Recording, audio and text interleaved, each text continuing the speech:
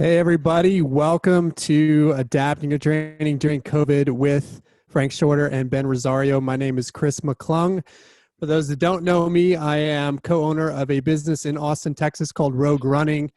We coach athletes of all levels for all distances here in Austin and also have locations in Dallas and New York. And we train athletes virtually as well. I also happen to be the co-host of a couple of podcasts, the Running Rogue podcast, as well as the Clean Sport Collective podcast. For those that like podcasts, I would encourage you to check those out. I've actually had both of these athletes on those podcasts. Frank and Ben have been guests on. Ben's been on both. Frank, we've had you twice on the Clean Sport Collective podcast, so excited to be talking with you both today. Before we introduce our very special guests, I wanted to quickly thank Jackrabbit and Hoka for bringing this together and getting Ben and Frank ready for this conversation. They are partnering in this month of August to really push some new things going on in the Hoka world, including a beautiful new update to the Clifton 7, which I've got right here in front of me. We'll talk about that a little bit later. And then also we've got some new Hoka apparel that's been out recently. I'm wearing one of these shirts now. Ben and Frank and Brent all have one on as well. So they're partnering together for this month to push everything that Hoka is doing. And so I wanted to thank them for bringing us this conversation. And then, of course, wanted to quickly introduce our guests. We've got the legend, living legend in the sport, Frank Shorter, known probably best for his gold medal in Munich in 1972, should have also won a gold medal in 76, but got the silver and was robbed of that in Montreal in 76. But his contributions in the sport on the track were amazing, but I think off the track he's done perhaps more to elevate the sport than many know, and that includes helping to professionalize the sport, working on the transition from amateurism to professionalism in track and field, as well as bringing clean sport to a more organized fashion in our sport, helping form USADA, the U.S. Anti-Doping Agency, and then bringing us cool things like the Boulder, an iconic race there in Boulder that happens typically Memorial Day weekend at the 10K distance. And then we've got Ben Rosario, who will be a living legend someday, on his way to being a living legend, currently coach of Hoka NAZ Elite, Northern Arizona Elite team, and he coached Alafine Tuliamuk, who won the Olympic Trials Marathon on February 29th in what seems like a lifetime ago, but has also done a lot in the sport outside of that, including founding a running store in St. Louis at Big River, and then doing amazing things as an athlete himself, competing in the Olympic trials back in 2004, as well as being on a podium at the U.S. Marathon Championships, where I think he finished second back in the day. So welcome, Frank and Ben. Good to have you guys on. Thank you. Great. Thanks, Chris. I wanted to start just with a question. Frank, we'll start with you about how things have been. Obviously, crazy times. I would assume you're there at home in Boulder, but how has it been for you during the last 5 months? Well, it hasn't been that hard for me because I historically did most of my training alone. We would have group runs on our easy runs during the week, but very often, particularly in my hard training, I would do my very hard training all by myself. The other advantage I think I had, and why I hope to impart some information here to people, is from about my coach at Yale actually admitted after the Olympics, to me, because I got on the bus after the Olympic marathon to ride back to the athletes village because it was raining. Last person on the bus, door closes behind me. I look, right in front of me is my coach. His name is Robert Giegengak, and his wife, he was right there. And I started to talk to him about the race, the marathon, in the Olympics I just won. I said, well, the training I would do when I was in college, and then I just kind of added to what you taught me. And he said, and you have to allow a little humor here, he was the Olympic track and field coach in 1964. He was from Flatbush, Brooklyn, and he talked like Elmer Fudd with a Brooklyn accent. So he said to me, Fwanky, he always called me Fwanky. And he said, Fwanky, you've been training yourself since the middle of your junior year. And so I had actually kind of learned to train myself. So that's what I did after. So I was lucky when I turned 40 to realize injuries were really going to start to be a problem, and I began to bike. And so I biked a lot, and it was my favorite. But over the years since then, I found there are other what I call next bests to running that you can do when you feel it's important to do that. And so in a way, I've been doing that during the pandemic. And so I'm at the point, I'm 72, where I don't run every day. I run about 4 days a week, varying speeds. I swim 3 days a week. I ride the spin bike inside because I'm tired of reconstructive orthopedic surgery. And, and so I have a myriad of things I do, and I do upper body strength training, I do core training. So I do kind of all of the above, having adapted it to me. But I think a beginner can do the same thing. In other words, work on the endurance aspect of it after you've given yourself 2 months to really get in shape. You need 2 months to decide whether or not you want to work out and exercise in running. And then after that, try every now and then something else. I call them, again, next best, your favorites. And so I've been doing that. And so I've developed a routine for myself during the pandemic that at first was inside, and I have my spin bike here, and I have my weight machines downstairs. I actually have a circuit training machine downstairs. And then as things opened up more and more, I began to go more and more outside, and now I go to a place called Raleigh in Boulder here every day. And as things opened up and got a little safer and a little safer, I expanded out what I was doing. And so that's how I've coped, but I'm doing the same thing that I always did.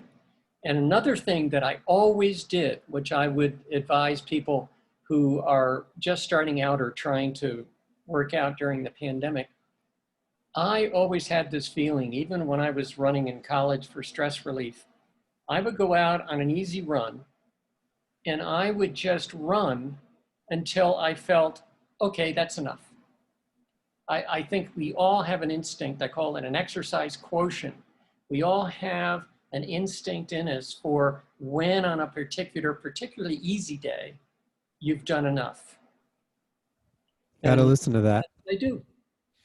I love it. How have you been, Ben? Well, on the team here, our approach was to try to analyze everything that was going on and make the best decisions possible. So when our state had the stay-at-home order put into place, we abided by that, and we trained on our own for, I guess it was about 6 weeks. Of course, I was giving them their training and then checking in with them with, how it was going. We have about a dozen athletes. And once that stay-at-home order was lifted, we kind of took that as our guide to then, or our green light, if you will, to then begin training together again, which we did at first in small groups, men and women separate. And then once we kind of, again, gathered all the information we could, we realized, okay, we can meet as a group of 12 as long as we keep this circle very small and very tight. And that's what we've done. And we've been able to have a few fun type of races as well, which I think, again, to Frank's point about taking what we're saying and applying it to you, I think that's a fun thing to do with your little circle, or even just on your own. I think we've done, we did a 2-mile time trial around Buffalo Park, which is kind of a famous place to train here in Flagstaff. We were able to do a 5K on the track with a very limited field in Utah, where all the athletes were from very close by. And even then this week on Tuesday night, we did a mile time trial on the track, which is a little out of our comfort zone, but we did that at a track nearby here that was open. And then we added on a relay at the end, and we split the teams into men and women. So we did a 2x400 meter relay, and we showed that on Instagram. And so we've just been trying to keep it fun, but we're training hard. I mean, we're training hard. There's no reason not to, in our opinion, and that's only going to make us better in the future. I want to talk about training, but I want to ask you something first. To me, one of the only positives to come out of the pandemic was the documentary, The Last Dance. I know you're a basketball fan, a Jordan fan, grew up in that era, sort of watching him. I assume you watched all 10 episodes. I just want a few takeaways, a few nuggets that you pulled away, either as an individual or as a coach. My favorite takeaway was when he said leadership has a price. That was my favorite quote of the entire 10 episode series. I thought it applied very much to coaching, but I think it can be applied to all sorts of things. But for me personally, it was just a reminder that, look, I've got to make tough decisions. And it came at an interesting time, right? When I did have to make tough decisions about how to train during COVID, and the sorts of things that I needed to be thinking about in terms of how we were presenting ourselves on social media, how we were interacting with each other, the responsible decisions we needed to be making outside of running. And some of those things aren't always going to be taken well, but that's the price you pay. You have to do what you believe is right for your organization. And you have to deal with what comes. And I thought that was a very powerful statement. I love it.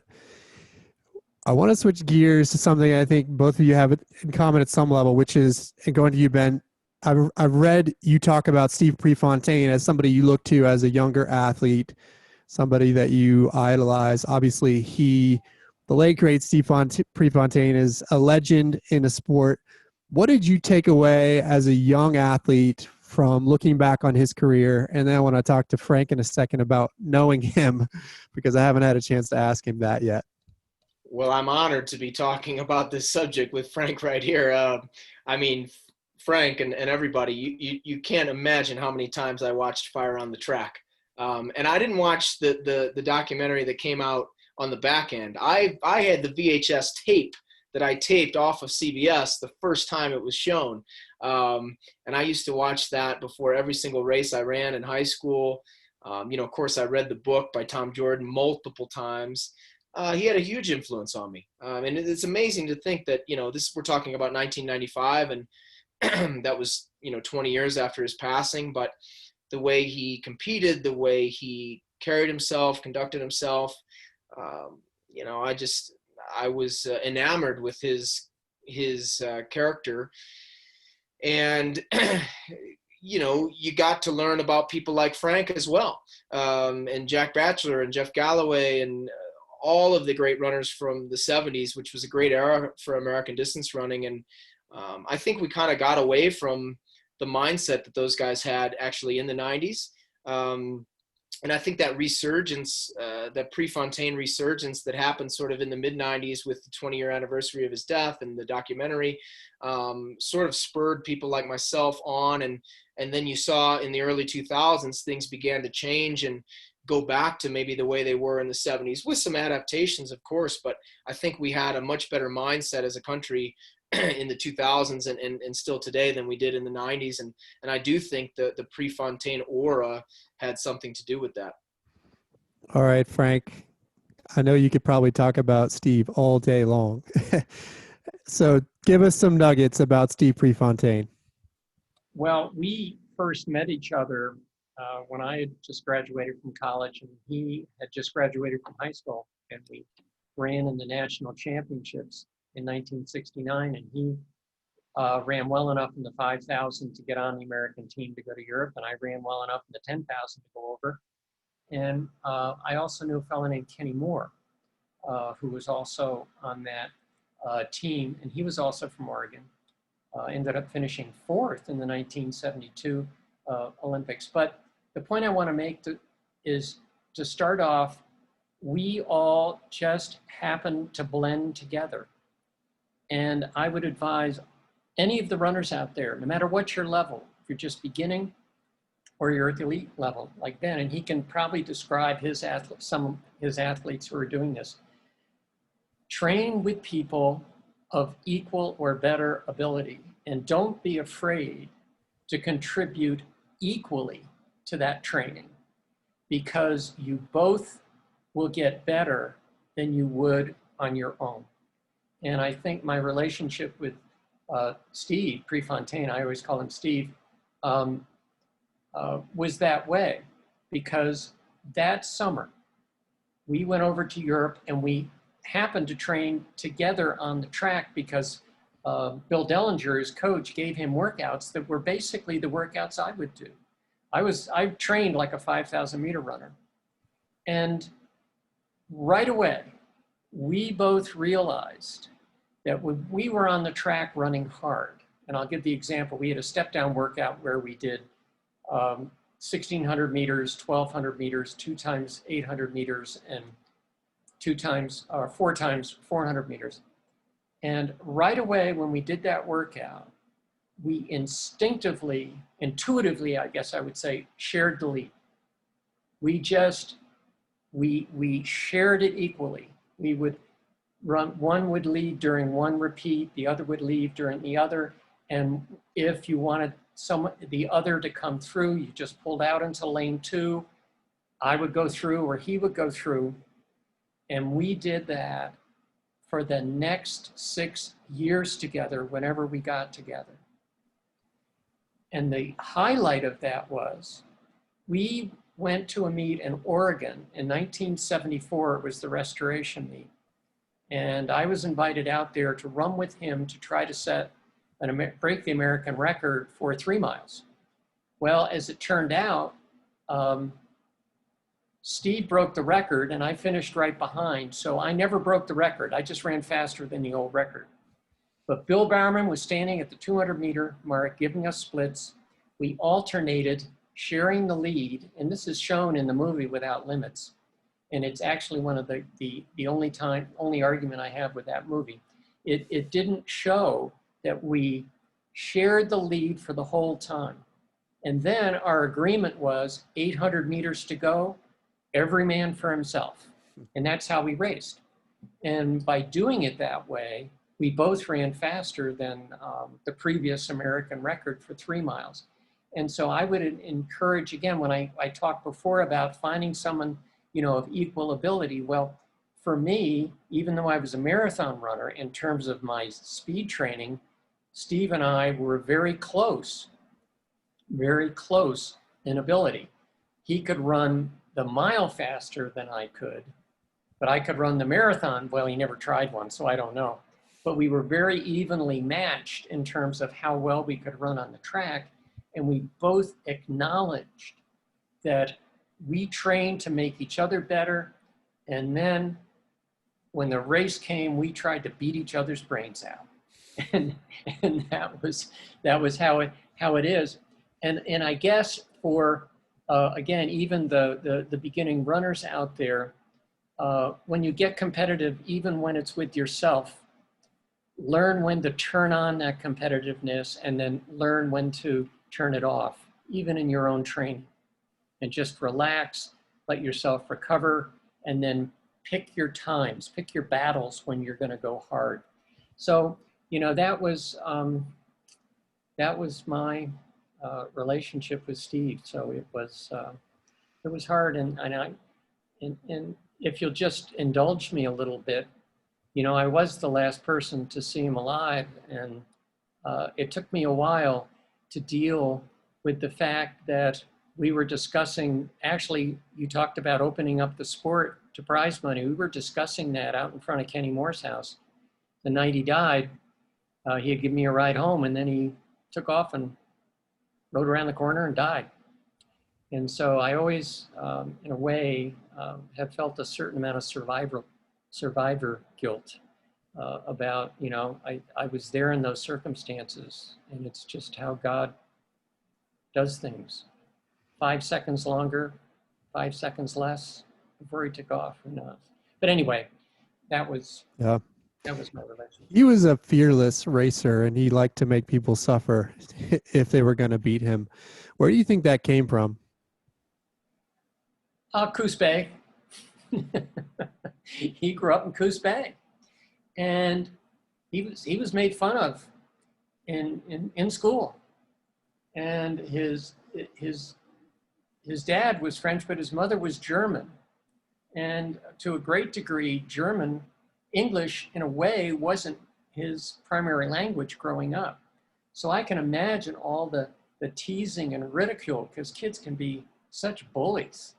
But I think it's a lesson for everyone in terms of how you can channel that, how you can deal with it. You make your decision in a way, it's not a conscious decision. And if you allow me a second to fast forward to the drug situation. I lost to an East German on drugs in 1976. I didn't do anything.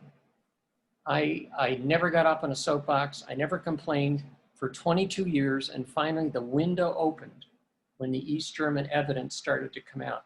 Then I did something. I have the feeling Steve Pre did the same thing. Sure, he internalized it, and he probably ran to deal with a lot of that stress. And then when the opportunity presented himself, which is his senior year in high school, he took it. And that was his way of dealing with it.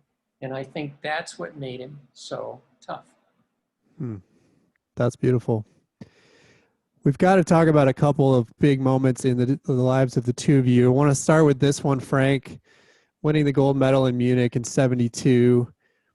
You weren't the first on the track because there was some imposter jumped in, some German student, I believe, took a little bit of your glory, but you were the first official finisher across the finish line. And I just watched a little bit of the replay today.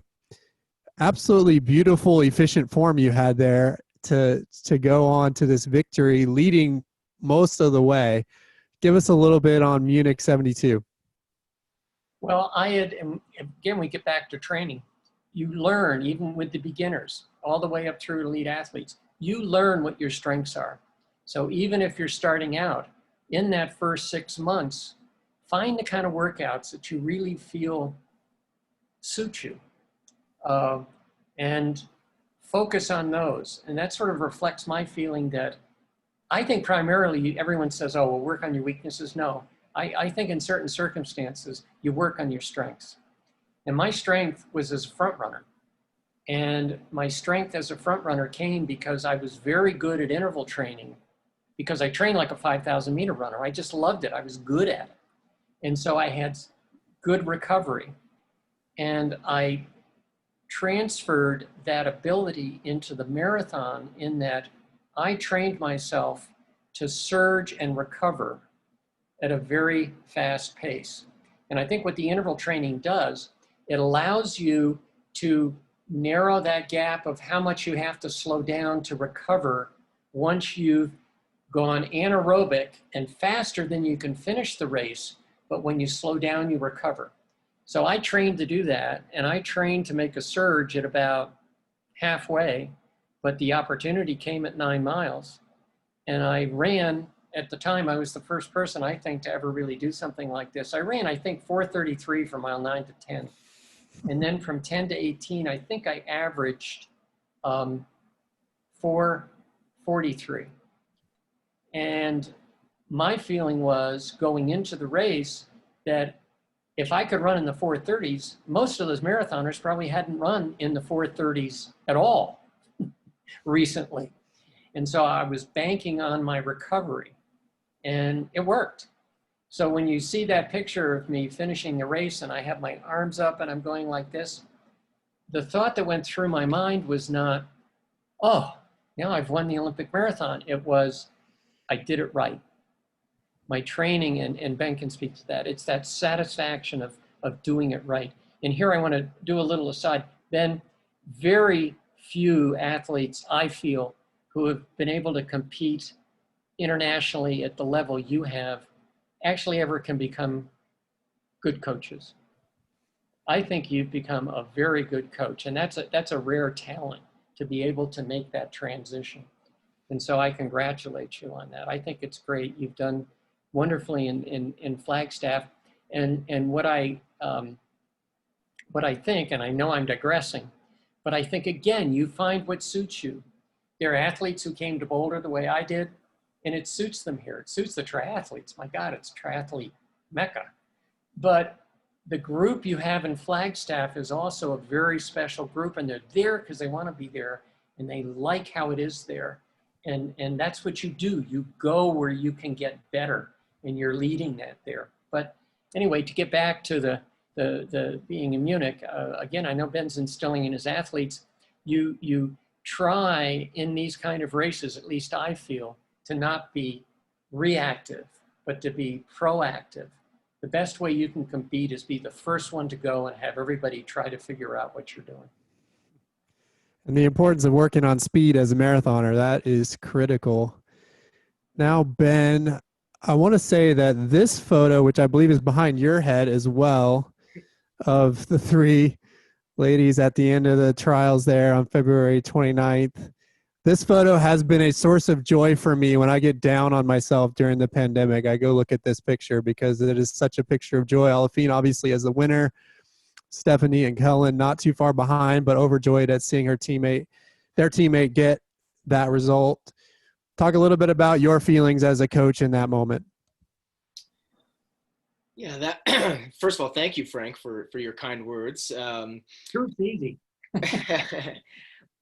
That moment was everything for us. It was the culmination of course, the training segment, the 12 weeks leading up to that particular race. But in many ways, it was also the culmination of everything we've been doing since January of 2014 when we started the team. We've worked really hard on our culture, and it's become very much a we culture. And this was a we moment.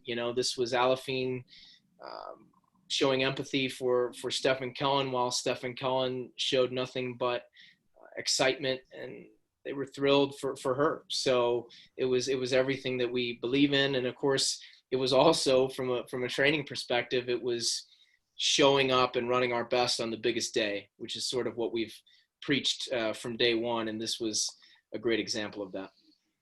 Your first Olympian officially. What's that mean to you? Yeah, that of course was a goal as well.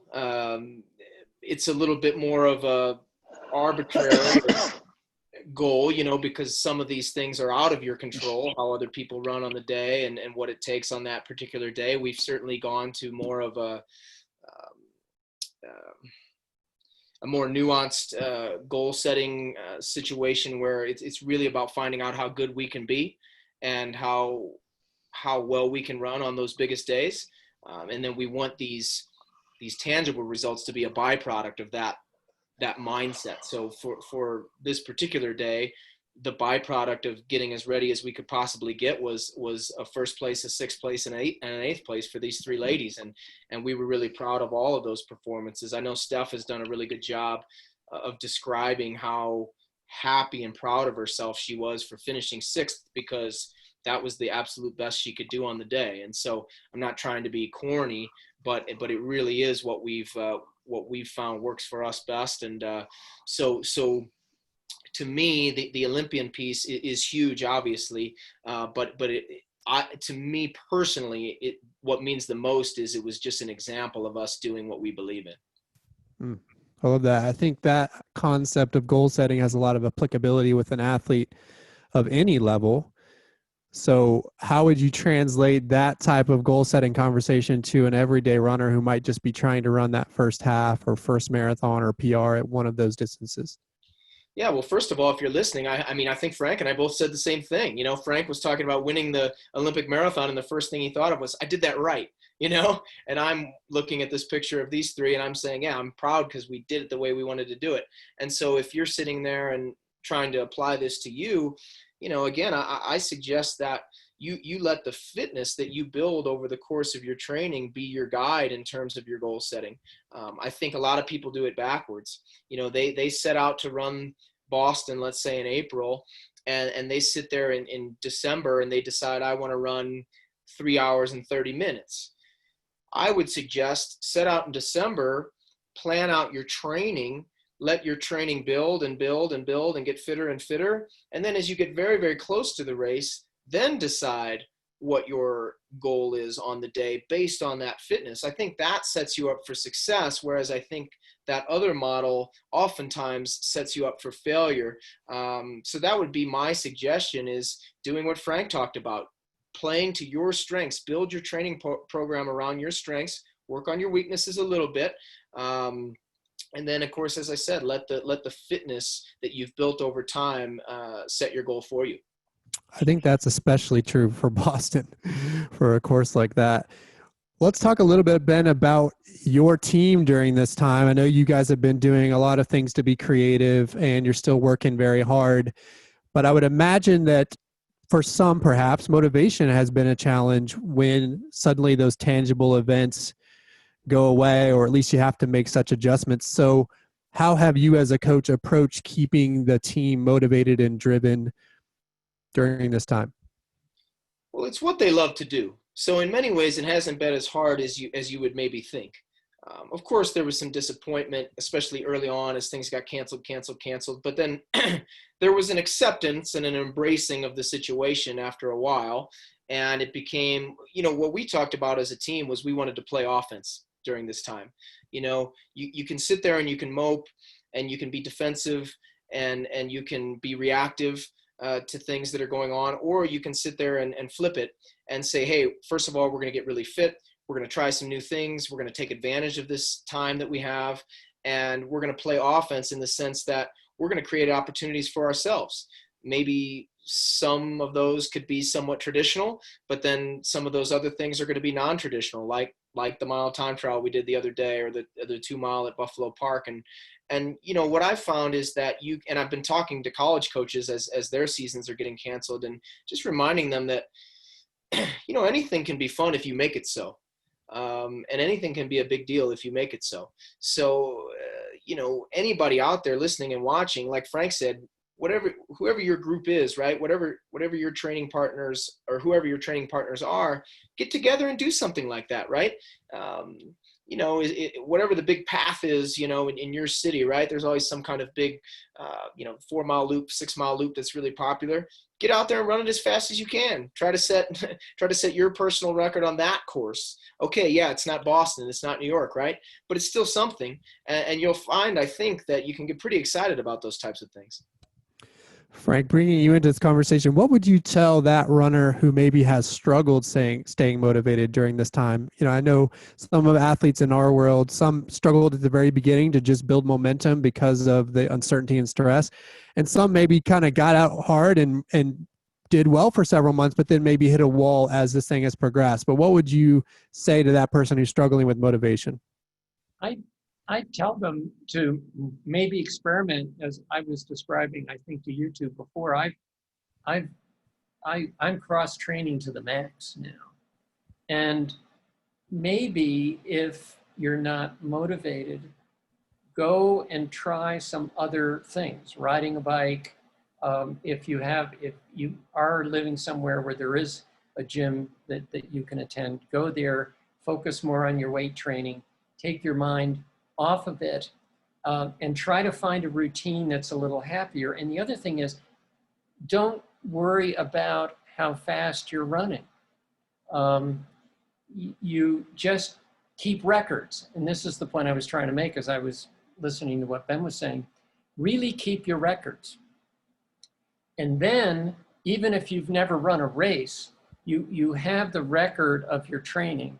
And in the race, it really doesn't matter, I think, how fast you run, but see how well you can do if you've been honest about the effort that you put out. If you said, yeah, that's about as hard as I could run, then you have a time.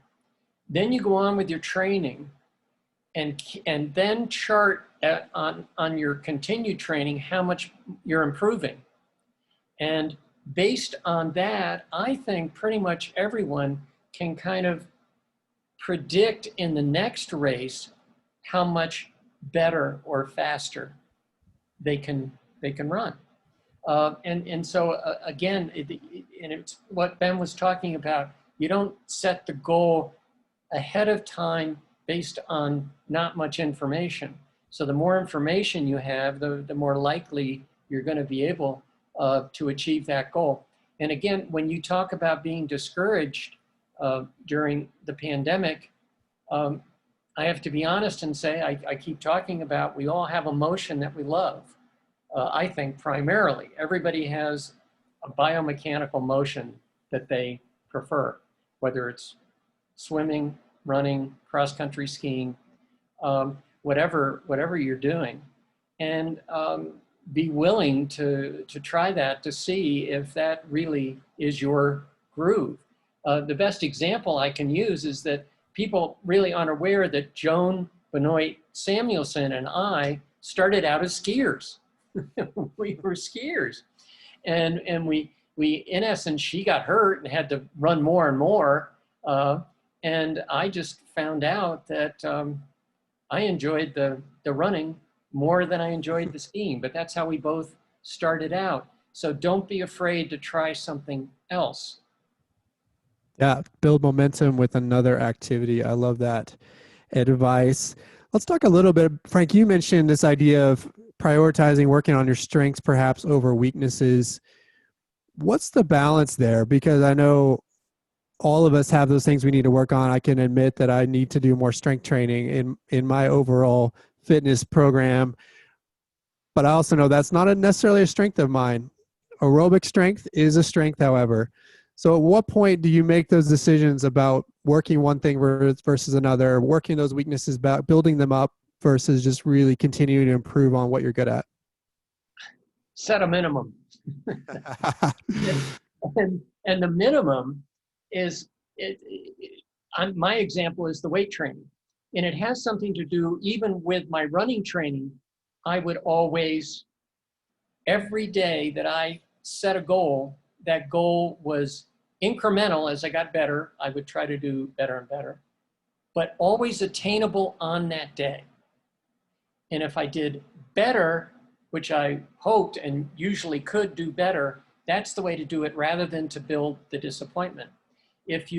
And you can also, in a way, apply that to the weaknesses. Over the years, my weight training has evolved, and some might say devolved, to the point where I do a minimum routine because I don't really enjoy it that much. But if it's a minimum routine that I feel really is enough for me, and for me, it's I do lat pull downs and dips and dumbbell curls 3 times a week. And I don't do any more. In the core training I do side planks and forward planks, and that's all I do. And the reason is the same reason when and I hope Ben can appreciate this too with his athletes. I set my goals on a day perhaps when I was going to wake up and once or twice a week go really hard and go to the track. I would set up a workout that was attainable so that, and it wasn't so large that I would lie there in bed that morning, perhaps thinking about reasons why I could get out of it. And Ben's smiling. He knows what I'm saying. And so that's why in my training, even, and this is again for the beginners, when I got to my hard training, and I'm giving away what I used to do, because I was a 5,000 meter runner, I never ran more than 3 miles worth of very hard running in any workout. I didn't do 5 interval miles. I did 12 times 400 meters. I did 6 times 800 meters. But I did them very fast with very short recovery. And with that structure for me, I could always get to the track and do that because, you know, it doesn't take that long to run 12 times 400 meters. But if you're lying there in bed in the morning and going, oh, geez, I got to do 8 interval miles on the track at 10K race pace or faster, that just wasn't me. And I think for a beginner, that might be a mental attitude that would work better for them. Set it up reasonable, attainable, and at a low enough level that you can finish it and do it on a bad day. I like that. Small things done consistently is way better than big things done just here and there, right? So, Ben, one of the things I think about in the context of that discussion is this idea that as runners, it's important to be well-rounded. I think one of the things that's a hallmark of your team is the ability to not only work a variety of distances, but also compete well at a variety of distances. You know, your marathoners aren't just marathoners. I don't even know if you would consider them marathoners primarily. Talk about that importance for those that are running longer distances, half and full marathon.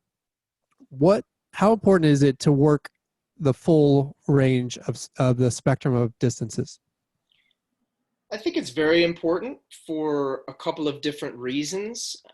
Number one is the mental stimulus, the change mentally from going from a marathon segment and then trying, instead of just going marathon, trying to focus on a 10K, let's say, or a 5K in your next segment before going back to the marathon again. So I think that mental change is really important. It keeps you fresh, avoids you from getting that stale feeling. And then physically, I think working on, as Frank said, some of the faster stuff, even if you are a marathoner, keeps your form really good. If you look at a person who just goes marathon, and I'm talking about pros, I'm talking about beginners, amateurs, everywhere in between, they kind of begin to lose a little bit of the power and flexibility and range in their stride.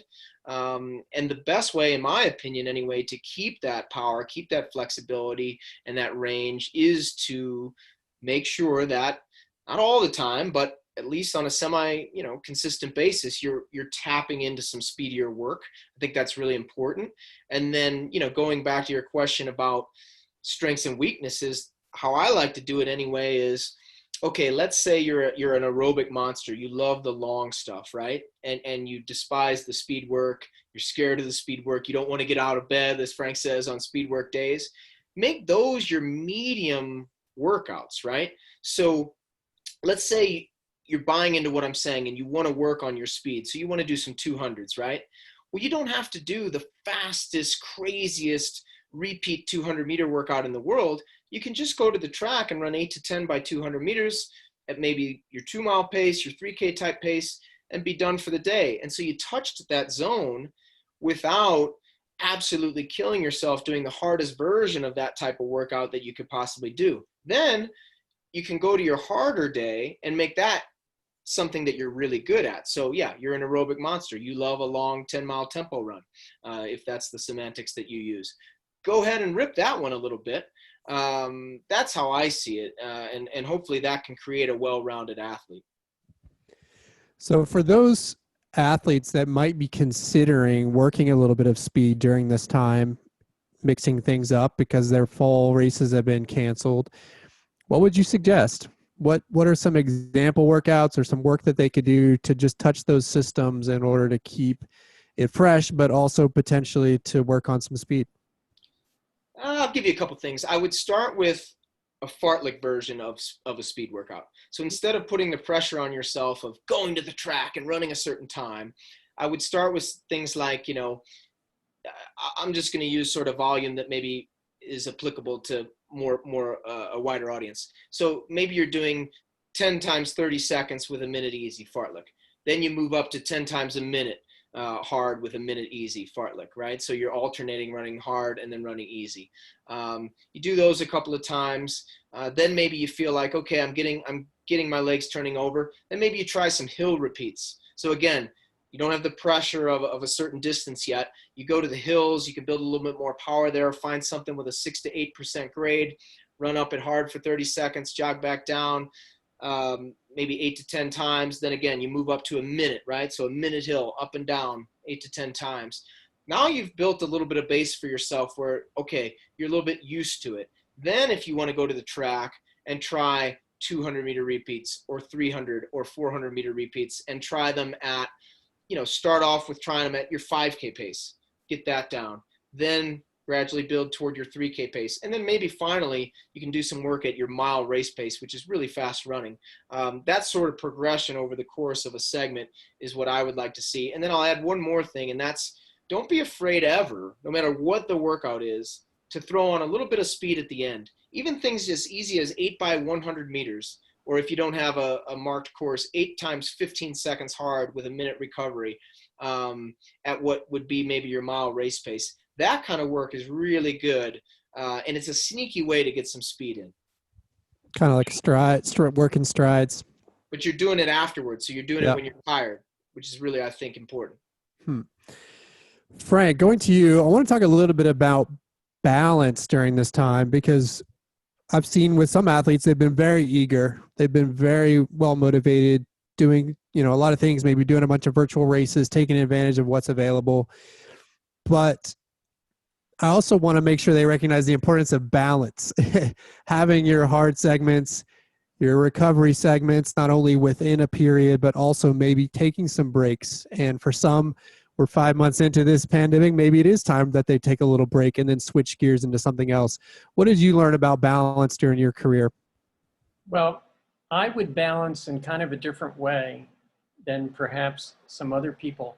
I always have needed something else on which to focus while I'm training and have it be sort of the next priority. Growing up, it was reversed. I ran for stress relief all the way through, primary school, prep school, college, and at the end of college, that's when the shift happened.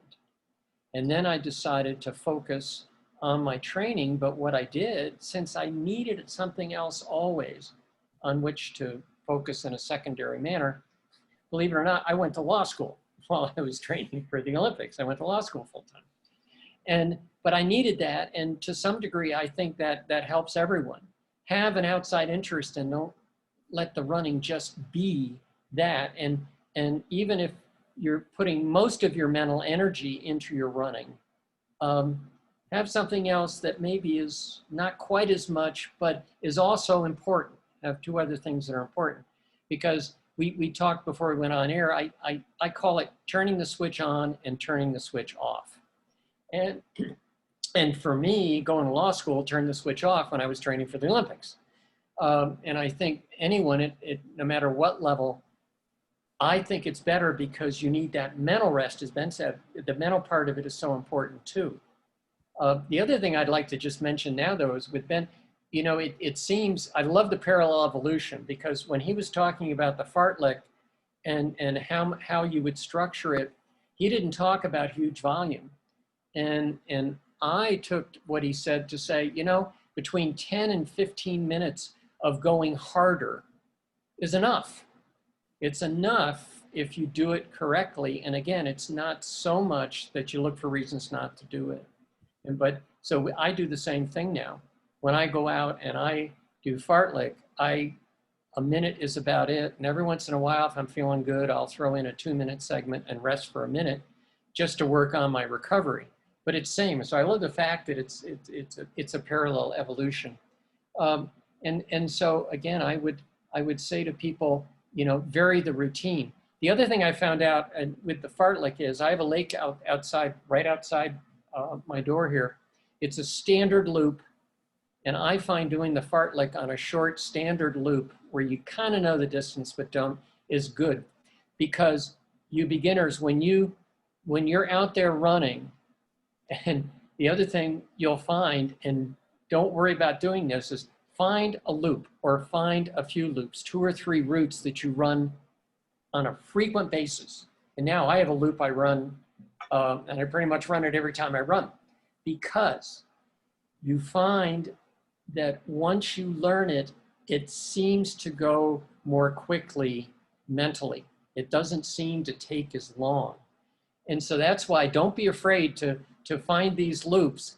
And then when you take your friend on them, you're running with someone and they're going, well, why are you running here? And your answer is, because it's the loop.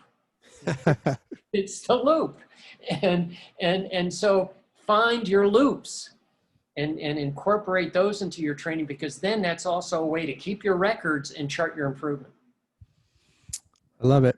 Ben, let's talk about planning training with all the uncertainty. I mean, right now we've got, virtual races you can kind of create and put in front of you, but the idea of when we might have a real in-person race like we've known, we don't know when that could be. It could be, doesn't seem like it's going to happen this fall. Could be spring. We don't know. London's already postponed next year's race to October of 2021.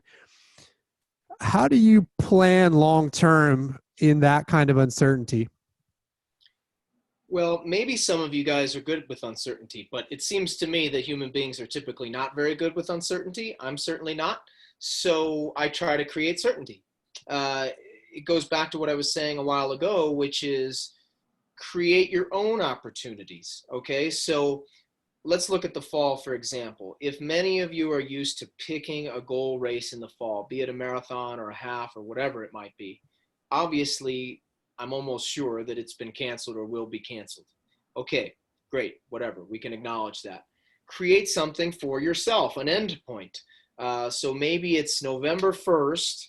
I am going to go out to my favorite loop, as Frank described, and I'm going to run that loop faster than I ever have before. Or maybe I'm going to run 3 loops as fast as I ever have before. Create that sort of certainty, and you'll begin to then, I think, naturally fall into that rhythm that you're used to, where you're training for something, and that something gets you out the door.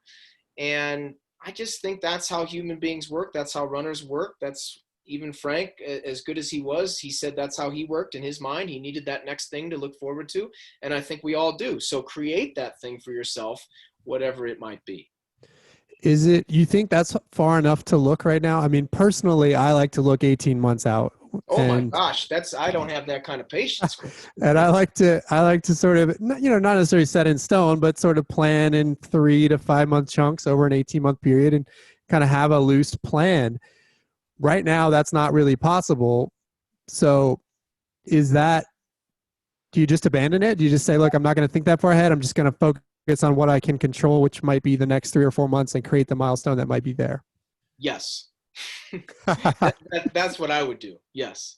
I think 18 months is a long time anyway, but yes, I would create something more in the short term and focus on it and create some certainty in your life. We all need that right now.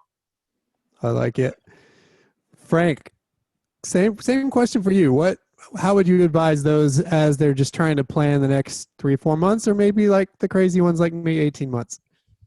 Well, I can only speak to what I used to do, and I simply had goal races, but I trained the same way year round.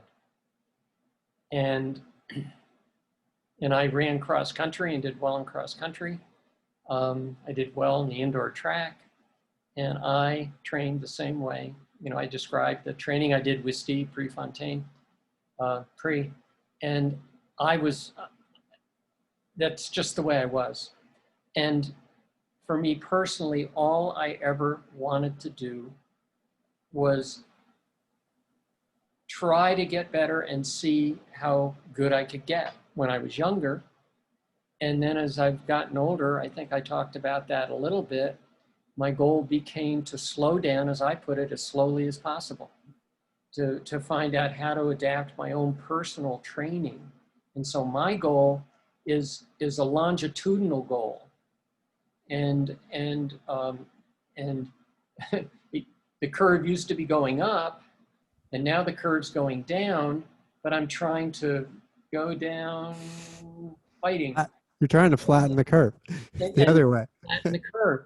And so, and I think for me personally, it was good because it takes, in a way, the pressure off, because it doesn't create an instant in time where I say, in the past, I used to have to do that. And as Ben said, the most successful runners are the ones who truly know how to peak on that, on that day. The most recent person in my mind to do that, and again, it's because of my age, is Meb Keflezighi. If you look at Meb's record, he knew how to get ready at the right time. And that's something I don't think you can coach it, but you have to have feedback from the athlete that is so good that you're able to do it. And that's why the working with the coach, and this is where I talk about, when I would run with the other athletes, like Jack Batchelor, who taught Ben, he taught me how to run 100-meter sprints at the end of a long run on the infield, on the football field. The same stuff, parallel evolution, same stuff, and just you just find a way to keep going that way. I think I'm just trying to say that everyone is different in how, again, they can maintain that interest. And my interest, again, was curiosity to find out about myself and my running, and doing it in a way that was always realistic. And and I brought this point up before, and it's a good one. I think before we went on virtual, was that don't be willing to find out.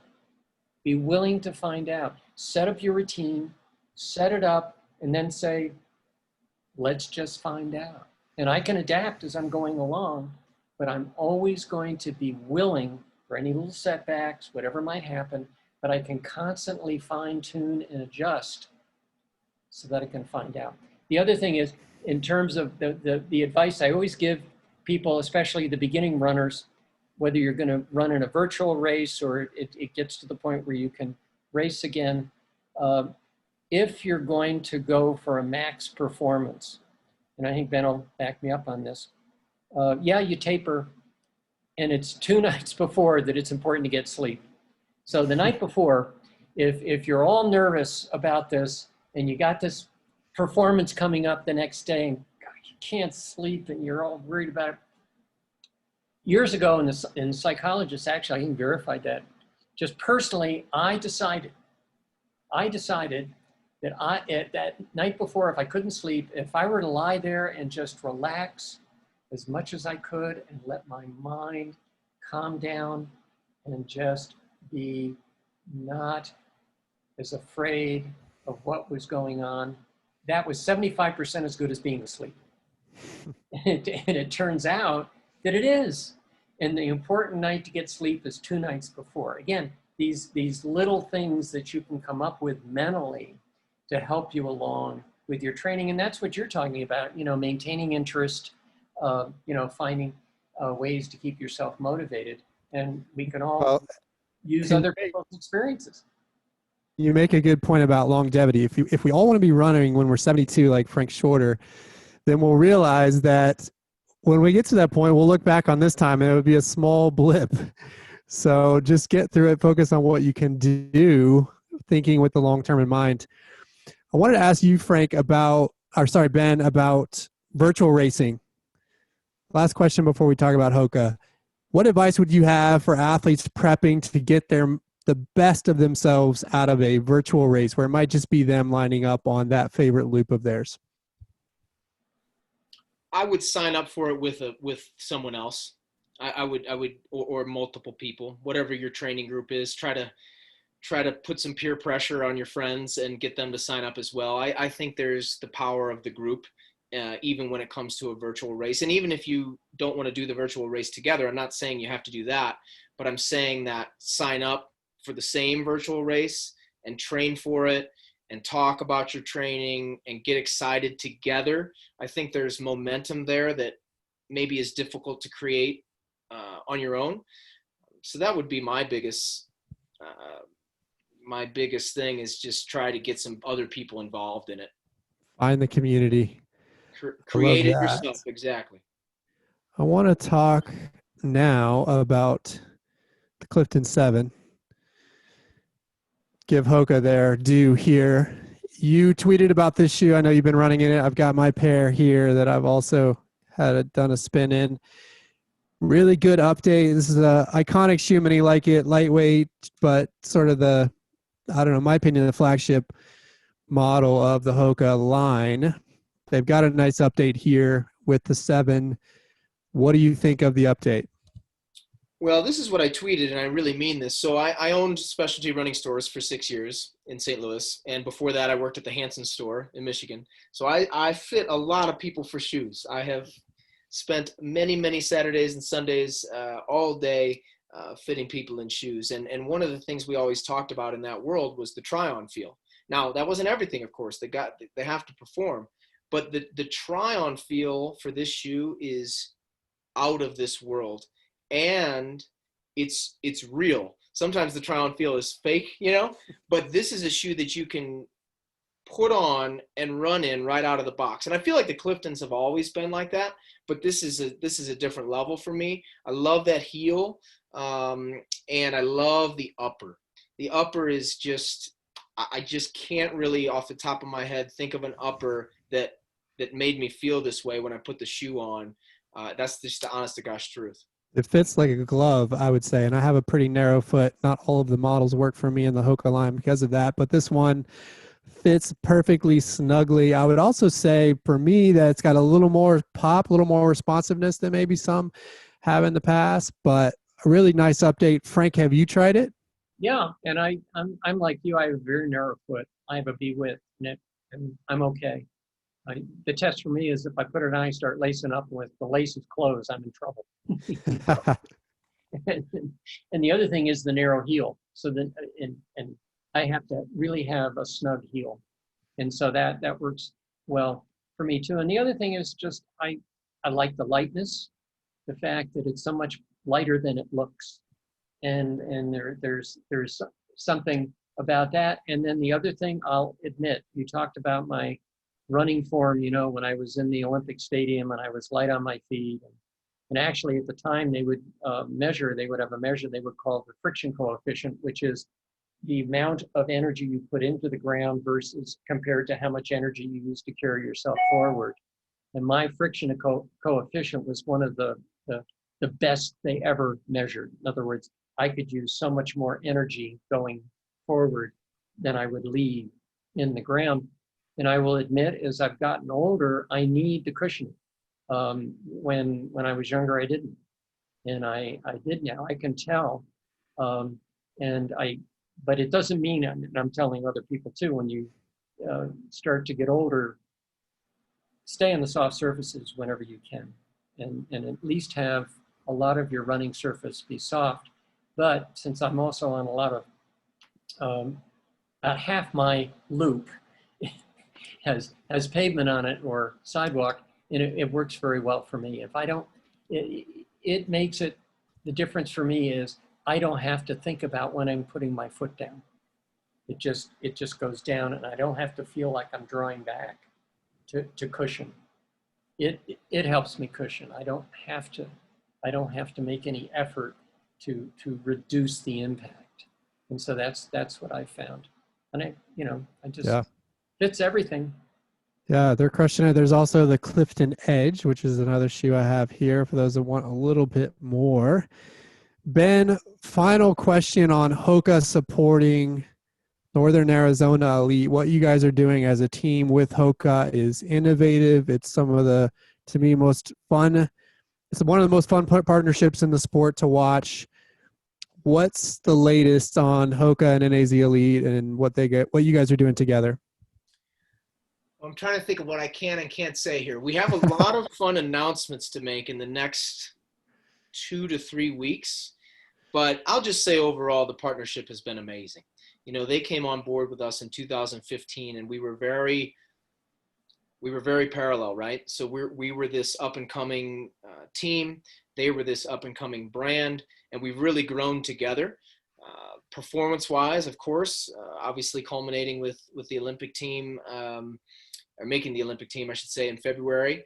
But we've also grown in terms of awareness, brand awareness for Hoka, brand awareness for NAZ Elite. It's all kind of, going like this together, and it's just been fun, and like you say, I mean, we're just trying to be innovative and creative, but a lot of it's very natural. The brands are very analogous. We have this group of athletes that is super into the business side of things and into creating content for our fans. We really understand that side of the business, and Hoka has always fully supported us and given us a lot of leeway. Everything you see us doing, it's not like they're coming to us and saying, do this, do this, do this. It's more like, hey, we trust you guys. We know that you're a creative bunch of people. Go do your thing, and we'll amplify what you're doing in any way that we can. And that's, to me, as a creative person, it's wonderful, because I love just doing things, just trying things. And they're always very supportive of that. And I think that support is going to continue for a long time moving forward. Well, I love it. It's been an absolute privilege talking to the two of you. I wish we had another 3 hours, but we've got to wrap it here. Thanks so much, Ben and Frank. I did want to quickly announce, speaking of virtual racing series, at least for us as a part of the road community, we're introducing this series in September that we're calling the One for All Racing Series, where athletes are going to do 1 mile in September, 10K in October, 10 mile in November, and then a half marathon in December for those that would like to participate in our community as well as outside. So stay tuned for information on that. But thank you to Frank and Ben. We really appreciate you taking the time. This has been a real privilege. Oh, thank you. Thank you, guys. It was great. Thanks. Bye, guys. Have a good